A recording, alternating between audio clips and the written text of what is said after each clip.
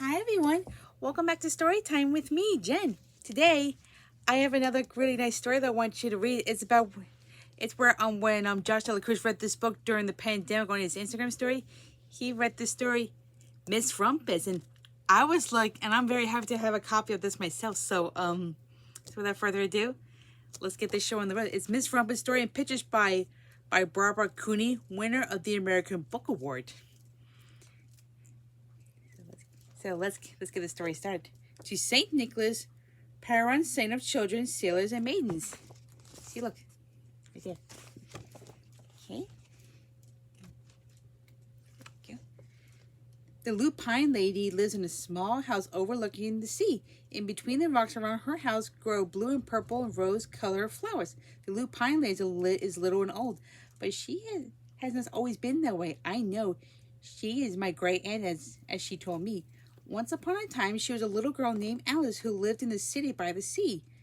From the front stoop, she could see the waverings and the bristling mass of tall ships. Many years ago, her grandfather came to America on a large ship. See, look. That's where... See, there she is.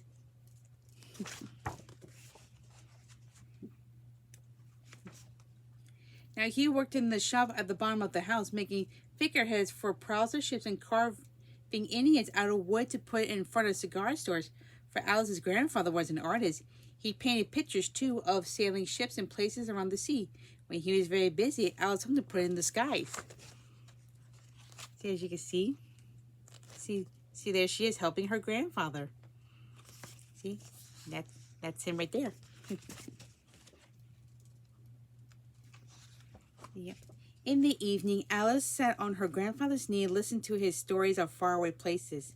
When he was finished, Alice would say, "When I grow up, I too will go to faraway places, and when I grow old, I too will live by the sea." "That is very well, little Alice," said her grandfather, "but there's a third thing that you must do." "What is that?" asked Alice. "You must do something to make the world more beautiful," said her grandfather. "All right," said Alice, but she did not know what that could be. In the meantime, Alice got up and washed her face and ate porridge for breakfast. She went to school and came home to do her homework, and pretty soon she was grown up. See there she is with her grandfather sitting on his knee.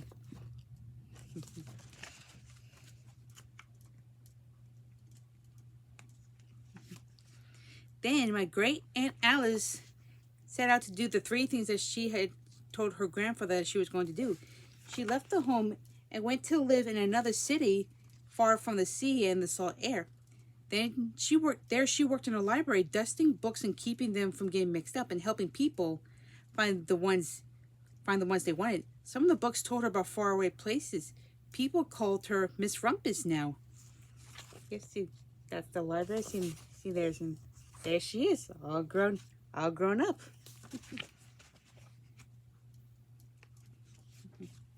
Sometimes she went to the conservatory in the middle of the park, where she stepped inside on a wintry day. The warm, moist air wrapped itself around her, and the sweet smell of jasmine filled her nose. "This is almost like a tropical isle," says Miss Rumpus, "but not quite." See, that's where she's heading to right there. And see, look, and there she is inside. So Miss Rumpus went to a real tropical island where people kept cockatoos and monkeys as pets.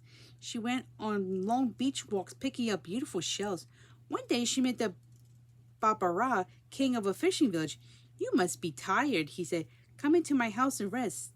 So Miss Rumpus went in and met the Babara's wife.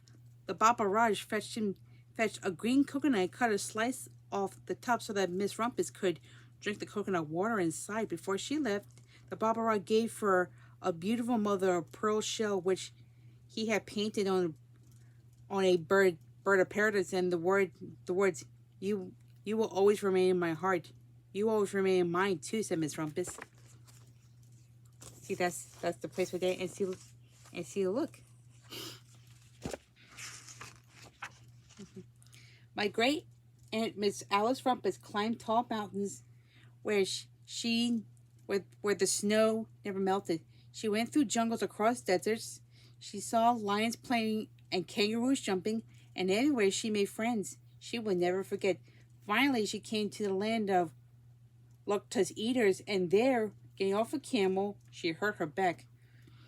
What a foolish thing to do, Miss Rumpus. Well, I have certainly seen faraway places.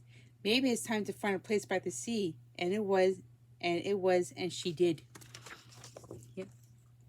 See right there? See there's her in the desert. Yeah.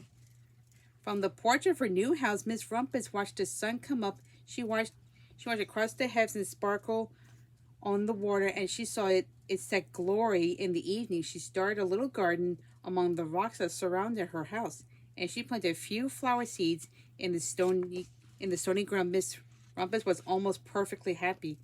Let's do one more thing I have to do, she said. I have to do something to make the world more beautiful. But what? The world already is pretty nice. It's pretty nice, she thought, looking over the ocean. Yep. See, look. That's her. Yeah. The next spring, Miss Rumpus was not very well. Her back was bothering her again, and she had to stay in bed most of the time. The flowers she had planted the summer before had come up and bloomed in spite of the stony ground. She could see them from her bedroom window, blue and purple rose colored. Lupines, said Miss Rumpus with satisfaction. I have always loved the lupines the best. I wish I could plant more seeds this summer so that I could have still more flowers next year. But she was not able to. Yep, see, there she is in bed, just resting up. And there's her house covered in snow.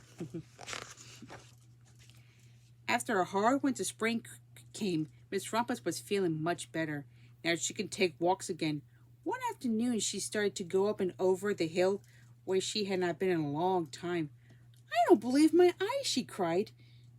When she got to the top. From there, the other side of the hill was a large patch of blue and purple and rose-colored lupines. It was the wind, she said as she knelt in delight. It was the wind that brought the seeds from my garden here, and the birds must have helped. Then Miss Rumpus had a wonderful idea. See, there she is, looking at the flowers. She hurried home and got out her seed catalogs. She sent over the very best seed house for 5 bushels of lupine seeds. All that summer, Miss Rumpus had pockets full of seeds, wandering over fields and headlands, sowing lupines. She scattered seeds along the highways and down the country lanes. She had flung handfuls of them around the schoolhouse and back of the church. She tossed them into hollows and along stone walls. Her back didn't hurt her any more at all. Now, some people called her that crazy old lady. Yep, see, there she is ordering seeds, and there she is on now her walk.